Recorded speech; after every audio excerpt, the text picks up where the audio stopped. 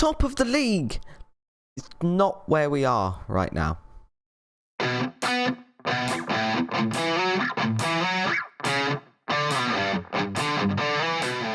Hello and welcome back to our Rebuilding Arsenal save, where we attempt to be better than Arteta.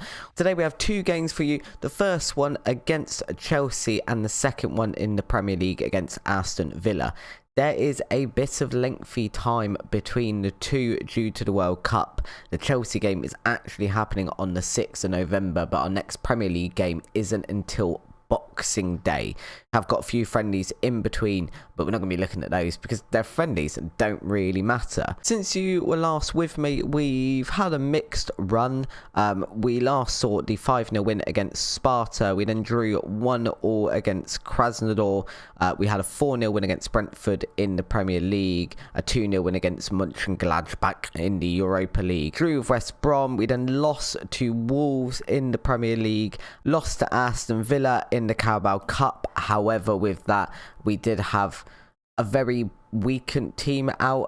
There's some players in here, for example, Balogun, who's not playing at all this season, not someone we intended to use, Reece Nelson, Matteo Guendouzi as well, who's transfer listed and playing in the reserves at the moment. Not a cup we would take particularly seriously, very much using this as time to rest players, so not overly worried about that result. 2-0 win against West Brom. We went back to Mönchengladbach again, won 4-1 there. A 2-0 win against Watford, 4-1 against Sparta, 4-0 against Norwich, and a 2-1 win against Krasnodar again. All of that leaves us like this. We finished top in our Europa League group with 5 wins and a draw, so 16 points from a possible 18, so qualifying there, top of the group. In the Premier League, we are currently 4th. 32 points from our 14 games. Spurs obviously above us there by 1 point, but we've got 2 games in hand. Man United top as well, but we've got 2 games in hand on them. And if we look at our like-for-like rivals, so that would be Liverpool, who've also played 14 games. We are 4 points behind them. So we are solidifying our place for a Champions League spot in the league. We are going to be very, very hard pushed to challenge for a Premier League, but it's definitely not outside the realms of possibility currently. As always, guys, if you do enjoy today's episode, please do drop a like down below. It really helps out with the YouTube algorithm and getting this video out to some other people. If you want to subscribe as well, as soon as this series is finished, so around November 9th with the full release of the game next Tuesday, I will be doing a non-league to legend save where I start with Bath City and keep trying to work my way up the footballing ladder till such a time as I win the Champions League. It'll definitely be a lot of fun. Going to be trying to plow out as much content as possible. It's definitely a perfect time to subscribe and hit the notification bell so you get told whenever we upload a video. For now though, let's get over to our game against Chelsea. Chelsea are currently 9th in the league. They have 22 points from their 14 games, so we are a full 10 points ahead of them in the league, which is quite nice. This is the team we will be going with for that game. We've got Livakovic in goal, a back four of Tierney, Gabriel, Saliba and Mbemba, Ward-Prowse and Neves in midfield, Holzek over on the left, Odegaard, Youssef Demir on the right and Abraham up front. Would have liked to play Sebastian Coates. He's not completely fit, so not really ideal for starting him. Holzek's been on pretty decent form, although now I've said that, actually his average rating isn't reflecting that, which is not ideal. But yeah, hopefully we can go and get a good result. Saka's also injured, as you can see, as is Ramsdale as well. Alvarez not quite fully fit, although 75 minutes of action. Could put him on the bench, not going to for today though. Today is going to be all about trying to get over to Chelsea and getting a good result. Like I said, after that we have got the 2022 World Cup, which is in Qatar, if I remember rightly. So there's a long period of time where we don't play any games at all. We have got some friendlies, but you'd hope that most of our team won't be available to play them because they'll be out playing for their national team. So they're not really particularly relevant. Having a look here, look at Chelsea's squad. It's not massively different to real life. They've got Sula in defence there. Lukaku still up front. It's pretty much what we'd expect. If you see our recent form as well, we've got 5 wins from 5 in the last game, which is very, very nice and definitely about where we want to be in terms of results. We're definitely a much improved side from our previous season. Very much more consistent. Ruben Neves, Ward-Prowse definitely having the effect I wanted, as is Tammy Abraham. Tammy Abraham, of course, facing his former club who sold him off to Roma in real life. So hopefully he can have a good showing. Chelsea are on the attack here though. Kante driving forward there and whipping it across. Sorry, what the... Lukaku scoring. I was about to say, who did that say that was that Kante had passed to? I didn't get time to see it because whoever it was assisted Lukaku with that goal within the first 10 minutes. Kante over to Havertz. Madueke. Okay, I've no idea who Madueke is. I'm not very happy that Chelsea have scored instantly in this first half, and we are giving up a lot of possession to them. We are away at Stamford Bridge, but I'm hoping we can still come and get some sort of result here. Realistically, Chelsea don't look like they're doing fantastic in the league at the moment, and we have been on a very good run of form. We do tend to give up possession in a lot of our games, but we make up for it with ridiculous counter-attacking football. I can't remember who our last match was against, but we ended up with something like 30 shots, of which a good amount, 20 odd, were on target as well. We do see ourselves trying to mount an attack here. Holzek out to Tierney. Tierney's going to attempt to dribble forward, pass it to Odegaard, who makes an ambitious cross into Abraham, but Abraham doesn't get there quick enough. Mendy's going to launch his own counter-attack forward, but only as far as Saliba. Ruben Neves out to Demir, to Abraham. Abraham scoring against his former club there, slotting one past Mendy. Arsenal fans chant Tammy Abraham's name, and Chelsea hang their heads wondering why they ever let such a good English talent leave. We know why. It's because they needed some money to bring in Lukaku. I would say though, I mean this in real life as well, I do think Tammy Abraham could end up being a lot better talent than people give him credit for. Another highlight for us here, that's going to be a Tierney throw. Hopefully launches a nice big one into the box here, which he does. Gabriel gets his head to it. Gabriel has put it in the back of the net, and all of a sudden the game has been turned on its head. It's now 2-1 to Arsenal inside of 35 minutes. Tierney does this occasionally. It's a good big throw. I mean, he regularly does that where it hits the back post. It's essentially a very different version of a corner, and it can be quite effective. Like we've seen there, it's a nice way to just pop a goal in from a set piece. That goal does put us on 35 points currently as well, which would move us into third, 1 point behind second place Liverpool. We've got another highlight, so it's Odegaard, Tierney, Ward-Prowse here, just holding up the ball nicely, out to Odegaard. He does get tackled by Havertz, but manages to grain the ball into Abraham. Abraham with a header on target, saved by Mendy. Going to see a corner here from Ward-Prowse. It's the cheat code, as I like to call him, from corners into Saliba, who can't make anything of it. It's come back out to Ruben Neves, who crosses it back in to Ward-Prowse, who has another crack at it. Fortunately, Holzek that time showing his 10 heading, and Ruben Neves just committing a professional foul there to stop the Chelsea counter-attack. That's going to be half-time. We are giving up a little bit in terms of XG, but in the only stat that really matters, we are currently ahead. And we'll go back out for the second half and hopefully continue in that form. It's an Odegaard free kick here. It's an interesting bend on that ball and hits the crossbar. Odegaard trying to show himself to be the Arsenal version of David Beckham, not quite managing it as well. Tammy Abraham, unfortunately, is already looking pretty tired. He did play the previous game in this week. I can't remember who that was against. It was against a team. I can't remember who it was, but it was against a team that I thought realistically we should beat. But Abraham hadn't been scoring too many, so it was very much get him on the field, get him scoring again. It was the match against Krasnodar, I think, in Europa League, when Abraham scored a hat-trick, so we definitely got him firing again, which was good. So Ward-Prowse corner here into Gabriel. Gabriel again gets his head to it. It does look like it's going to VAR. The referee is going to listen to the tiny, tiny little man that lives inside of his ear hole and disallows the goal. Unfortunate there. As well as that, especially given it wasn't even Gabriel that was offside, it was Holzek who's standing in front of him, and I'm assuming blocking the goalkeeper's view, so deemed to be interfering with play there and striking off that goal for us.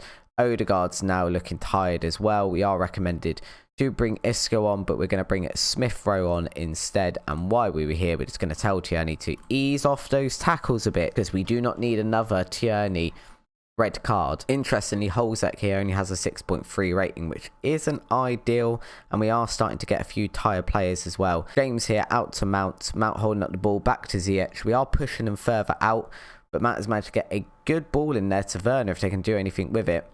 Werner again, Ziyech takes a shot, it's hit the post. Tierney manages to pick it up, passes it back to Livakovic. He has to struggle to deal with it quickly.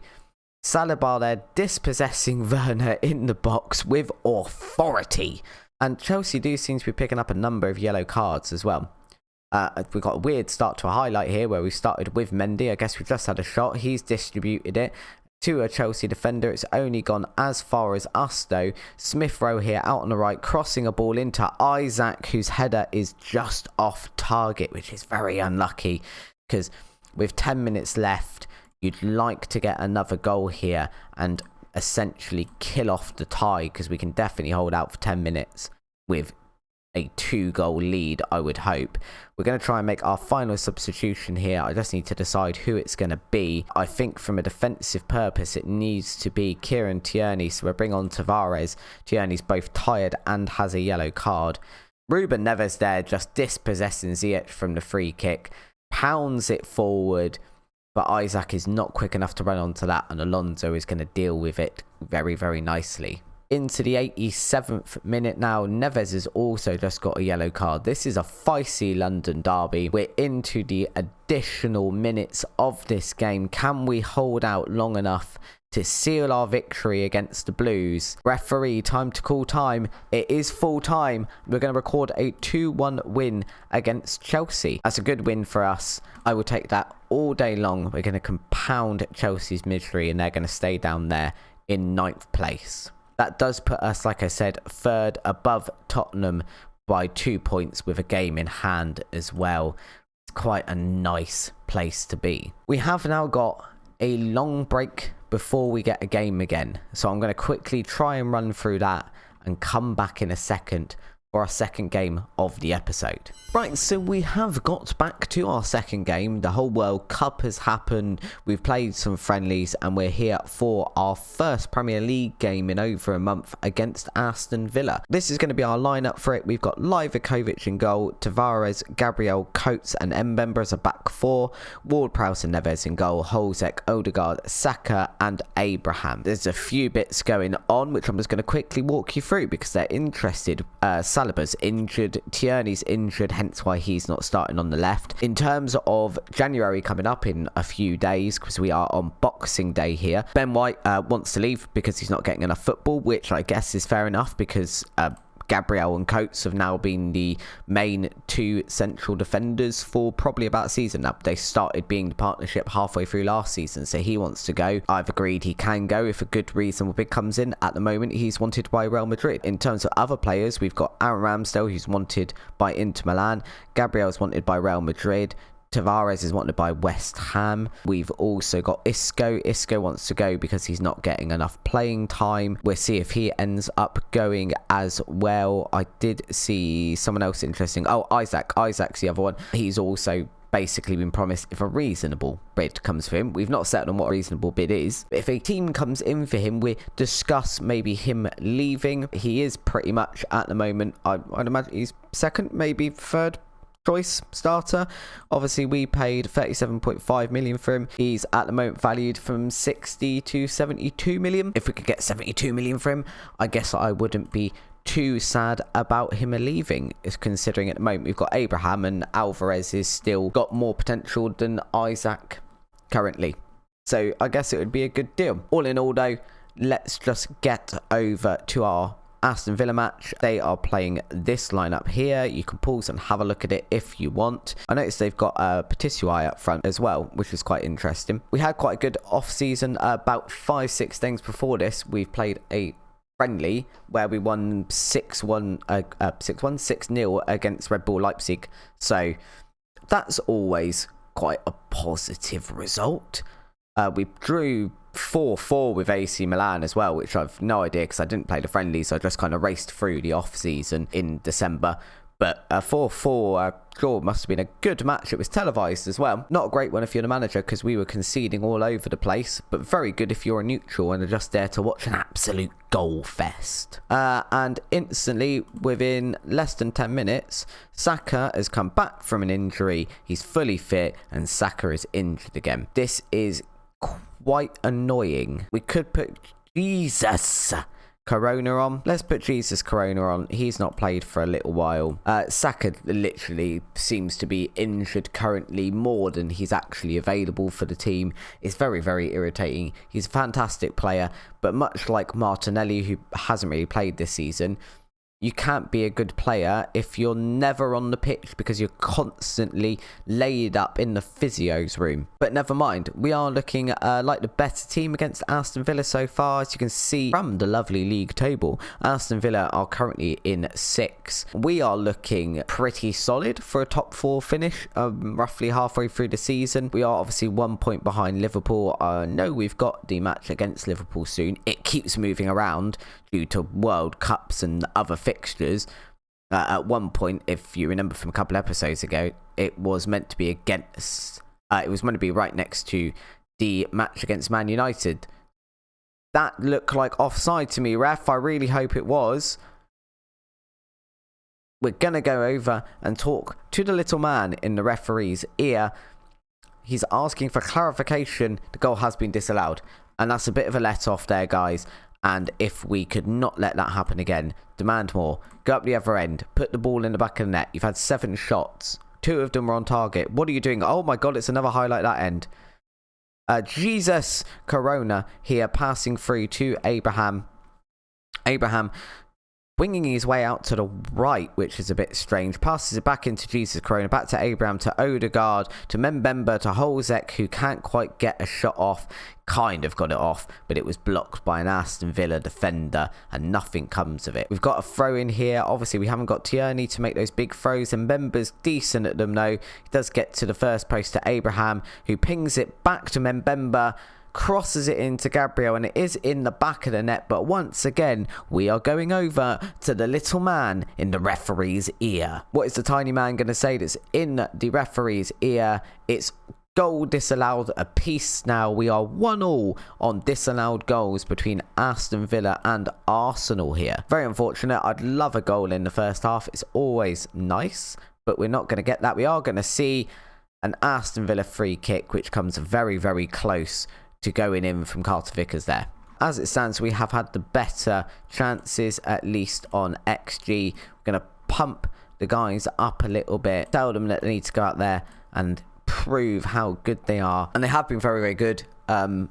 Unfortunately, we are just not getting ahead in this match currently. Yes, Sebastian Coates, please mark Patisui, because I don't want a repeat of that disallowed goal being an actual goal. That would be very, very unfortunate for the rest of our season. We've got another injury. Corona's now injured. The right wing is completely cursed. I was trying to bring on Youssef Demir, not Tomiyasu. The entirety of all our substitutions are going to be used on injured right wingers.